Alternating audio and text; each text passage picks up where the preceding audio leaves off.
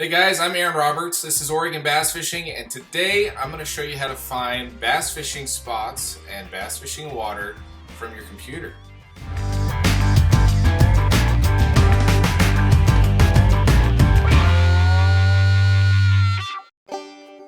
Oregon Bass Fishing is brought to you by Wind Paddle, creators of the revolutionary Release Right net. Sportsman's Warehouse, America's premier outfitter.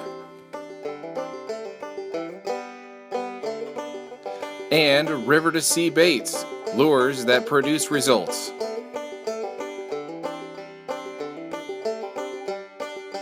Okay, so the number one question that I'm asked when I post videos online is, where are you fishing?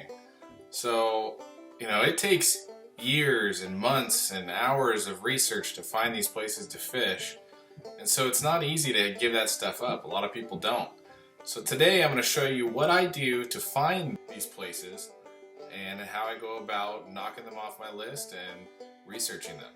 So I'm going to get on the computer here and show you what I do. Okay, so here we go. I'm on the computer here. I've got a list on the left-hand side of the screen. It's kind of a list of the resources that I go through. So we're starting with Google Maps, Bing Maps, Google Earth, the Gaia GPS application for iPhone and Android, and the ODFW page if you're here in Oregon. I'm going to go through each of these and show you why I use all of them instead of just one or the other, and how I kind of use this approach to get better information. So here we go. The first one is Google Maps. So today we're going to be looking at an area called Medical Lake. It's in Washington. I have never been to this area. I've never fished any of this water. So I'm just assuming that there's bass here. I have no idea. If you're from Medical Lake and I'm giving up your good spots, I'm sorry. But I just wanted to show you an area that's new and that I don't know, so that we can just kind of go from a fresh start. So looking here, I chose this spot because there's a lot of water. So I'm going to kind of go through here and look around, if there's places with names on them, like we've got West Medical Lake, Silver Lake, Granite Lake. These are all named places. So what you can do first off is, start with the size of water you want to fish. If you've got a boat, obviously you're going to be looking at some of these bigger places. If you don't, you're going to be looking at smaller places. So for example, I'm going to take Ring Lake here. So we've got a spot here in the middle, Ring Lake, and the first thing I'm going to do is I'm going to Google search Ring Lake, Medical Lake, Washington, and see if it's got any bass in it. Just do a search by bass, Ring Lake, Washington, look at the photos, see if anybody has catch photos from there. If I start seeing some stuff like that, that's a good indication that there's bass in it. And so then I'm going to start to go a little bit further. So down here in the bottom, you can click on satellite view. So you can take a look at the water here, see what it looks like. There's not much going on here. It looks like you got an island. No idea what the depth is. Looks like we've got some cloud cover when this was taken. So that's as good as I'm going to get for now. And the reason I like using Google Maps to start with is they've got this nice feature of showing you the blue on here. They're really good about marking the water and making it really easy to find. So, if you're in a town and you don't know where the water is, start with Google Maps on this street side view, or not street side, but whatever this is, just the regular map view, and just look for blue, and then you can kind of zoom in and check things out. Sometimes on smaller bodies of water, it won't show up until you get closer. So looks like this one's a pretty good spot, but sometimes you want to kind of zoom into your city or town and just kind of move around and see if you can find some water show up. Sometimes it doesn't show for a while. So the next thing I'm going to do on Google Maps before I move on is I'm going to look around here and see in this mode if there's anybody that owns a property.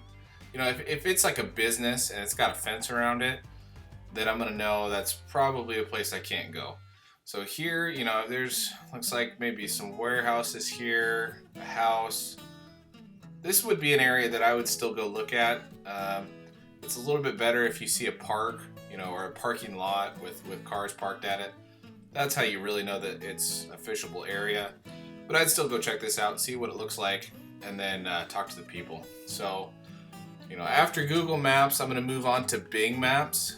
And the reason I like Bing Maps is for its topographical photos. So here I am, Bing Maps. Go to the top right and click on Bird's Eye View. And that's going to give you an excellent photo view of the land. So look at this. I mean, that's crystal clear. So I can see this is someone's house, you know. I can see some of the stuff on the lake itself. Like here's a nice lay down here. There's a lot of trees around this edge. I can see right here that I can actually see some grass underwater. So I know that the water has a decent clarity to it. I see a little boat here on the side of the bank. You know, there's some rock along the edge of this island. You know, there's a lot you can see, a bunch more laydowns over here. A lot you can see with Bing Maps Bird's Eye View. It's a pretty sweet feature on there. I don't think a lot of people utilize it very well, but that's really what I'm going to do with Bing Maps. There's not much else I use Bing Maps for, to be honest with you, other than the photos. But, wow, yeah, so if you look over here, you can see this little lake next to it. It's really dark. So what that means is that water is very clear. The darker that it looks, the clearer and deeper that it is. So this lake over here has got kind of this lighter green. This one's even lighter, see how it's tan? So I know that these two lakes are going to be quite a bit dirtier than this lake over here. So, back to Ring Lake. So we've looked at it. We've looked at the aerial maps. We've checked to see if there looks to be some access points, which it looks like there may be, may not, who knows. So the final thing that I'm going to do is move to Google Earth. So here is Google Earth. So I'm going to go into Ring Lake here. And what I'm going to do is I'm going to make a new pin. So up at the top here, there's a little yellow pin. It says Add Place Mark. So I click on that, and that brings up this little cursor here with a little window. So you move that cursor onto the lake wherever you want and name it. So I'm just going to name this Ring Lake. Okay, so then you save that, and it shows up over here under your Places menu. So at this time, I'm also going to probably mark these other ones. So let's say here I've got Lake 2, and I'll add one more, and we'll call this Lake 3. Okay, so why am I doing this? There is a reason for this. I'll keep all these pins in my Places area on the left-hand side of my Google Earth, and what I can do is go in and change the description. I can add more information. I can delete things. Basically, this is my list of compiled places that I have checked out or need to check out, and it's just kind of a good place on your desktop to keep everything organized, and you can look at it by area, and it's just a nice feature to use. So this brings me to the Gaia GPS app. I'll show you real quick here. This is what it looks like. It's on the App Store. This is an excellent app for doing any fishing, hunting, hiking, biking, trail walking, anything. The cool thing about this app is you can download your maps, and then you'll have them available to you even if you're out of cell phone coverage. So I can download all this stuff, send it to my phone, download the map area, and then I'm good to go no matter where I'm going. So it's a really sweet app. If you have any questions, just put them in the description below, and I'll answer them best as I can. But this is a really awesome app. for people that are outdoors. Okay, so I've got my 3 places marked here that I want to go check out. So the next thing I'm going to do is I am going to open my Gaia GPS app on my phone, and I'm going to go to the same place. So I've got it right here. You can see there's Ring Lake, there's Lake 2, Lake 3. So you just go on here and you're going to click on the add a waypoint at the top. So you can create a waypoint, put it where you want, and then name it and save it. So why do I do that? The reason I save these onto my Gaia GPS is because I like to know where I'm at when I'm in the car driving around. So I don't like working with paper maps. I'd rather use my phone and kind of research, because sometimes you think you're going to take a road, you know, if you've never been to the area, you think you're going to take a road and you get there and there's a big gate in the way or something else changes. So I keep all of mine saved, and you can see here I've got a bunch saved. You know, as you zoom into these, I'm gonna zoom in real quick, and they start popping up everywhere. Okay, so I keep them saved on here. That way, if I want to go check places out in a certain area, like let's say I want to go fish down in Eugene, I pull up Eugene and I look at my places and I make a decision based on that. So the final thing that I'm going to do before I actually go out and take a look is I'm going to view this Ring Lake in different times of the year. So how do you do that? You can click on this little time button on the top of your Google Map bar, and it's going to give you this little slider bar. So if you click the back button, it'll start changing the year and the date. So say I'm fishing in August. Well, here we go. Here's a picture of 7/13 of 2013. And I can go back. Here's 7/2 of 2013. So keep going. There's 11/3 of 2011. 8/20 of 2011. So the reason I do this is I can see, like this lake here, as I'm going through the years, I can see that it gets really weeded up. And you can see as it recedes different times of the year. So the last thing you're going to do is go look at the water and see if there's good access. If there's not, you know, you just move on to the next one. So I'll get a batch of these together, you know, 10 of them, and I'll spend a whole day driving around and just looking. I'm not even fishing. Just look around, cross things off my list, and continue to refine the list of places I can go.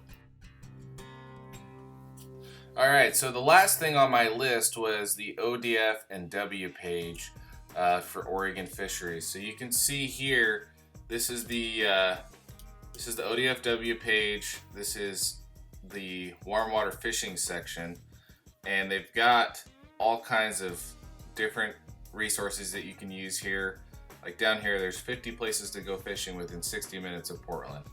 You can also look at the area, the fishing spots by area. You know, they've got a little map that you can click on.